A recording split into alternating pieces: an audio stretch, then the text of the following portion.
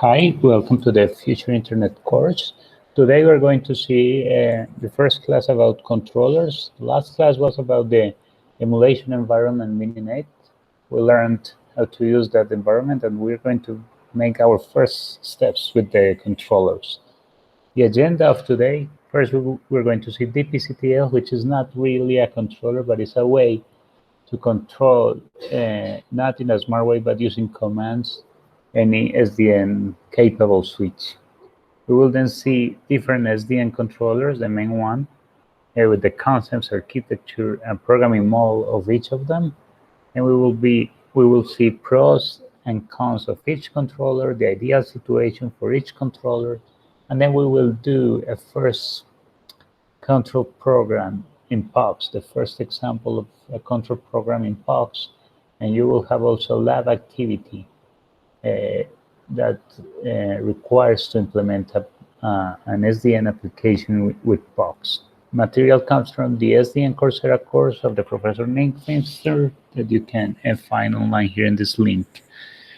Okay, so let's start with the DPCTL. DPCTL is more a control channel that is used to send OpenFlow messages from, let's say, a control platform to a switch. But what you do is to send commands to the OpenFlow switch. So we will see how to use DPCTL to communicate with switches. It normally uses the port 6634 in Mininet to reach the controller and use the loopback interface. It can inspect flow table entries, modify flows, and things like that. So let's do our first example with DPCTL. So what I have here, I have two windows. Both of them are actually in these windows. I am connected to the Mininet virtual machine, so I'm in Mininet here. And what I can do is, let me show you. Let me go. I have here some commands that I am going to use. First, here I will start a Mininet session, right? So it's just a sudo mn session with a single topology. Remember that the single topology is a topology with just one switch. I will put 3 hosts in the single topology with an open switch. With this order, I say that my switch will be an open switch. And I also say that the controller is remote. Remember that before in the last class, we didn't use this controller remote option here. So the switch we had was a default switch, but here we have to control the switch remotely. So we have here, as you know, right, the topology and with 3 hosts and the way the hosts are connected. But the switch is empty, it doesn't have any instructions. So if I, for instance, use the pinhole command, each host 1 will not have reachability to host 2 or host 3. So I don't have any connection between the different hosts. So here I will use DPCTL. DPCTL is an interface, remember, so you can do some things with it. For instance, this dumping flow commands is very important. With this dump flow commands, here connecting to the 6634 port and the loopback interface, I can see the flow table of the switch. As this switch doesn't have anything in the flows table, so nothing is shown, and the flow table is empty. And I will create some first rules for you to see how to create rules in the DPCTL. So here, this is the first rule I will add. This is a flow entry for the flow table. It will be an open flow rule. An open flow rule constant is conformed of a match and an action. So I am saying here that I will add a flow from this Mininet connection, right, between the controller and the switch. And I say that this is my match part. So all the traffic, right, that enters to the switch from the port, physical port number 1, the action will be to output this traffic through the port number 2. So what I am saying is that all the traffic that is received from the host 1 will be sent to host 2. This is the first rule. So I would say, okay, let's try the pinhole, but I still don't have any reachability between host 1 and host 2. I don't have connection. This is because the traffic that arrived to host 2 does not have a rule to come back to host 1. So that's why I have to add this other dpctl rule. Says add flow, saying that all the traffic that comes to the switch through the port 2 will be, I will output this traffic using the port 1, right? So if I do this, then I try to do the ping, see that host 1 now has connection to host 2, but not to host 3, right? Host 2 has connection to host 1, but not to host 3, and host 3 doesn't have any connection, right? If I show the table of flows here, I can see the 2 rules that I have in the switch. This other thing, so duration is the duration that the flow has had, the rule has had in the switch. Full ID is the table which is receiving the rule. Priority is something that we will talk about later, how to define the priorities of a rule. Number of packets that have actually seen the rule, right? Idle timeout and hard timeout are 2 things that I'm going to explain later also. And here is the match part. So all the packets arriving port 1 will be output via port 2. And all the packets that arrive through port 2 will be sent through port 1. That's why I have connection between host 1 and host 2 in the, sorry, in the, I have to add the rules again. Now I have a connection between host 1 and host 2 in the switch, okay? So this way we can add simple rules, simple OpenFlow rules, not in a smart way, but simple rules using the dpctl command. And anyway, it's always very good to know these dump flow commands, because with these dump flows, we can see all the rules listed in the switch, even if we are using other different controllers, okay, as we're going to see in some minutes. Good. So let's go back here and here. This is dpctl. Anyway, there are many different really intelligent SDN controllers as Nox or Pox, Open Daylight, Onos, Ryu, Flute Light, Pyretic, Frenetic, Procedure, Root Flow, Trema, a lot of different controllers. We're going to see the main ones here. But first, what are the considerations that you need to take care of when we are going to use a controller? How to decide which is the best controller for me? They have to take into account the programming language. It can affect performance. There are some controllers in interpreted languages and other ones in native languages. Learning curve, so how difficult or easy it is to learn how to use a controller. The user base and the community support, so how easy is if you have a doubt, asking the community so they can easily and fastly respond. The focus, if it is the Sub1 API, so the API or the interface between the controller and the switch, or the northbound API between the controller and the application. If it has support for OpenStack, that is very important nowadays in data centers. If it is done for education, research, or production, and what do you actually need? So let's start with the most simple and one of the first, if not the first controller, which is called Nox. It was to call it Nox as network operating system. The first generation of control controllers, open source, stable, and widely used. It has actually 2 flavors. The classic Nox was in C++ and Python. It's no longer supported. And Nox, the new Nox, is C++ only. It's really fast with a clean code base well maintained and supported, but you of course need to know C++ to work with it.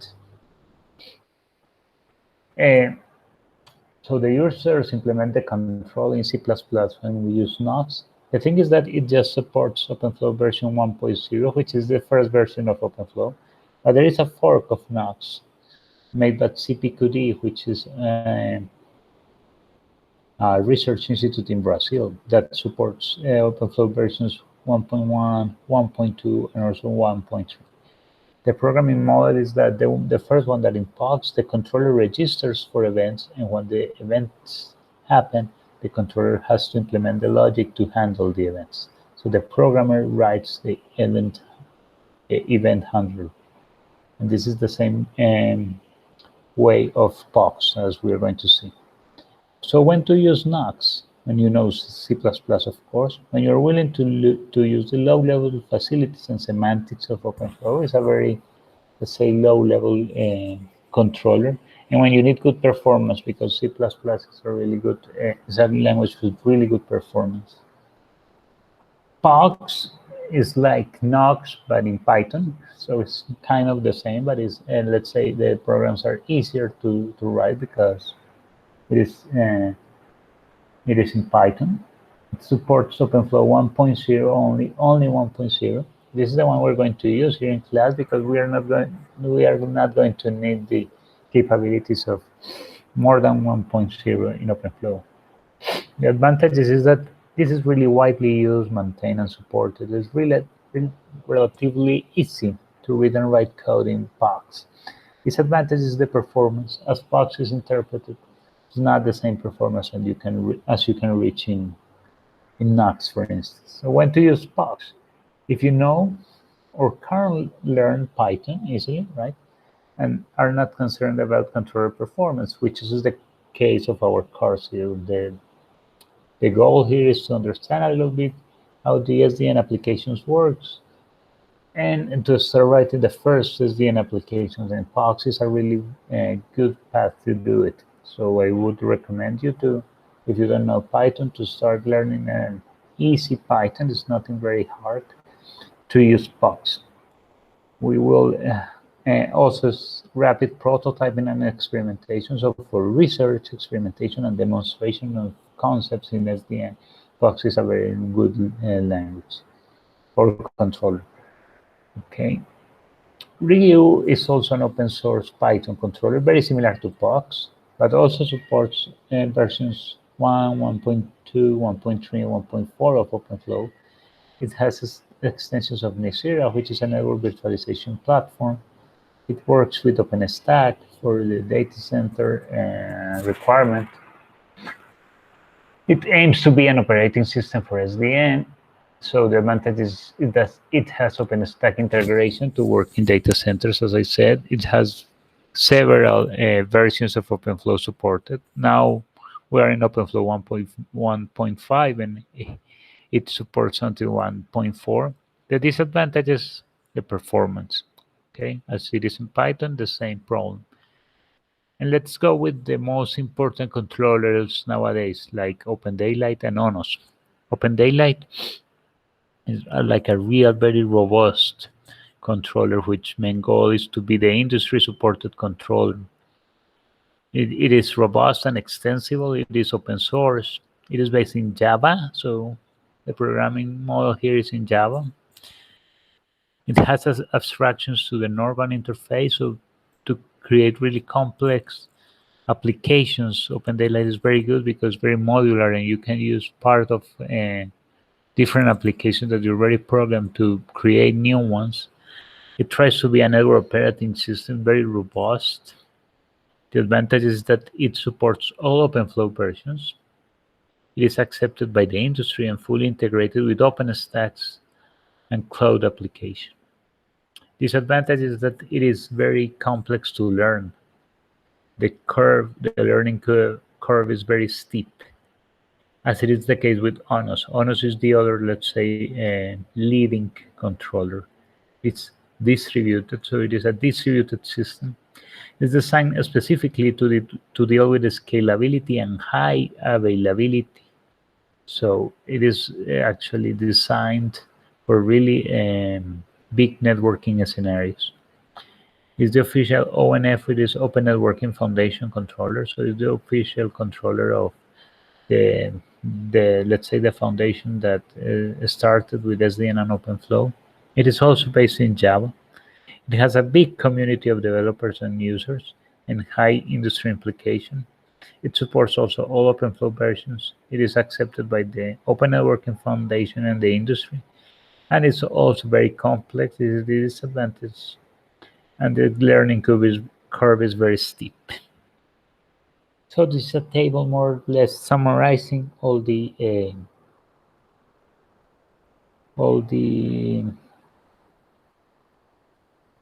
characteristics of the controllers. We're going to use POCs between the learning curve. In taking into account all the controllers, the learning curve is very easy, so it is important for our course to be able to develop applications, SDN applications, in a fast way. So that's why we're going to use POCs in this course. So let's start a little bit with POCs. So as I said with Knox, POCs, when we start a connection with POCs, what you do is to put some events that you listen to the events. And when the event happens, you just write the code to handle the event. There are more, but the two main events are the what we call hand packet in, and a packet in is an event when a packet arrives to the controller. Maybe because there was no rule in the switch for the packet, so the switch does not know what to do with the packet, and it sends the packet to the controller. And the handle connection app is the event that happens when a new switch is connected. So when a new switch arrives to the mininet environment, for instance, this event starts the connection app, and you can write a code to handle the traffic that is going to pass through this switch. So this is a very simple example of code in POCs. So there are some messages, for instance, the OpenFlow mod, which is the one in charge of modifying or creating an OpenFlow rule and sending the rule to the switch. So for instance, here what I am saying is creating a message with an OpenFlow rule saying that this message is a message that will have a match and an action, and the match will make a match with the same fields of a packet that the switch just received. I put the idle timeout and the hard timeout. This idle timeout is the time that I want my rule to be in the switch during the idle timeout uh, when there are no matches to the flow. So what I mean here is if 10 seconds if 10 seconds pass and I don't have a match with my flow, I will remove the entry from the switch. And the hard timeout is the time that will pass that I will to remove the entry of the switch, even if there are messages making match with the rule or not. Okay. Here is the action. So the action here says that I will send if this kind of packets arrive to the switch, I will make an action sending the packet through this port named port. Then message.data equals to event.openflow is just let's say default message, and then here I send the message from the controller to the switch. But let's see a more let's say easy example to understand how it works. Let's see a simple hub. We will make an implementation so our OpenFlow switch will behave like a hub. How a hub works. So no forwarding information is stored of the switch. Every packet that enters to the switch in a hub via any port will be sent through all the ports but the one from which it was received. For instance, the packet is sent from A, it will be received in the switch, and the switch will forward the packet through all the ports, through the port, through this port to B, through this port to C, and through this port to D. This is a hub. You just broadcast the packets through all the ports, with the exception of the port from which it receives the packet. So let's see the code, how it works. Is very simple, actually. So the launch function, it will be, this is now the controller working in Python and POX. So the launch function is a function that says score and that add an event to handle. So the event will be connection up. So every time there is a connection of a new switch, I will use the method this handle connection up. Okay, so this is what I do, and what I have to do is to write the code in the method. So the method is handle connection up, and the event is here. There is a type of data called event, and what I will do is that I will create with openflow.mob a new message to send to the switch. So anytime a switch starts, I will say to the switch, please behave like a hub. So what do I have to do? I don't have to do any match, because I don't have to match the packet that enters to the switch. Any packet that enters to the switch will be forwarded through all the ports. So what I do is says, okay, my action will be, please, output action. So please, this is an action that append is, I can append several actions. I will append just one here saying, okay, this is an output action saying that please send the packets or everything that you have through the port. And this is actually a normal constant of OpenFlow, that is OFPP float, which means all the ports. So float the message or the packet through all the ports, and then send the connection, send the message, sorry, to the controller. That's it. So let's try to work with this here. I will exit mininet here. We'll clean the mininet here, and we'll start again the controller remote. Right.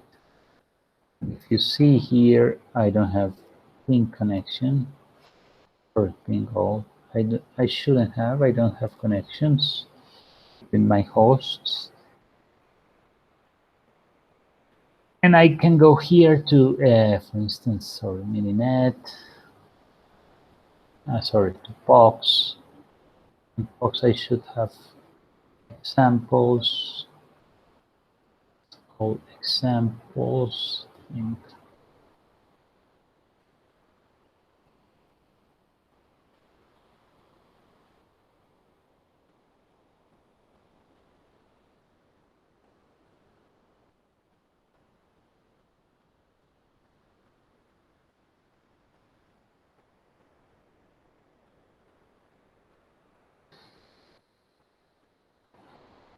Here in forwarding, there are some examples, and one of the examples is that hub.py.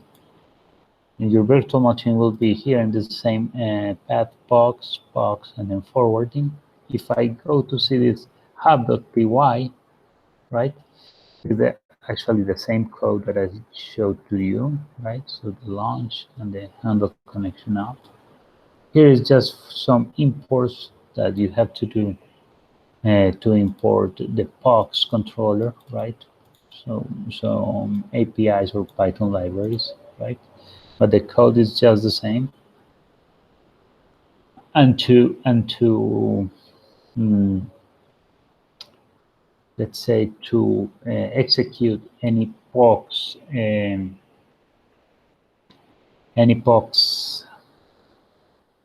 controller or any POX application, you just have to use this POX.py file. So I have to just run this POX.py file, and I will say, okay, this is here in forwarding, and it's called hub, and I don't use the py, right? In this way, I am going to run the code, the hub code here. Right? I can run this code. Sorry, there is something wrong here. POX.hub. should be like this. It's saying me to use dots. Okay, it was with dots. So here I am running the code.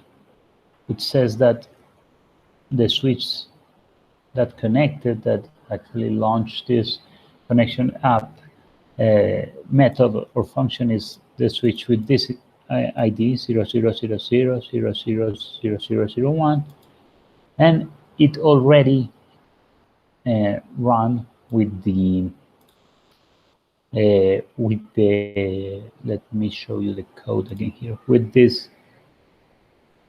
action, which is flood. So if I do ping here, see, I have ping between all the hosts because the rule is already in the controller, and I will show you this in 1 second to you. If I create a new window and connect again to my Mininet virtual machine, right? I'm here in the Mininet virtual machine, and I will show the flow table of the switch, right, with dpctl, using dpctl dump flows. Sorry. I can see, look, I can see the table of the switch, and it says it doesn't have any match, right? But it has just this rule, and this rule says that the action is to flood the packet. So any packet that arrives to the switch will be sent through all the ports, with the exception of the one that it received the packet from, right? So this is ping. All I will have ping, and I have my controller running here. So this is the way to run a controller. So as an activity of this class, and then you will have a lab using POX, we will create a learning switch. And for that, you need to remember how a switch works. So the switch table is initially empty, and we will see the behavior of the switch in an activity in this class, in the presential part of the class. So for now, we can leave the class here. Thank you very much, and we will see the learning switch activity during the class. Thank you very much.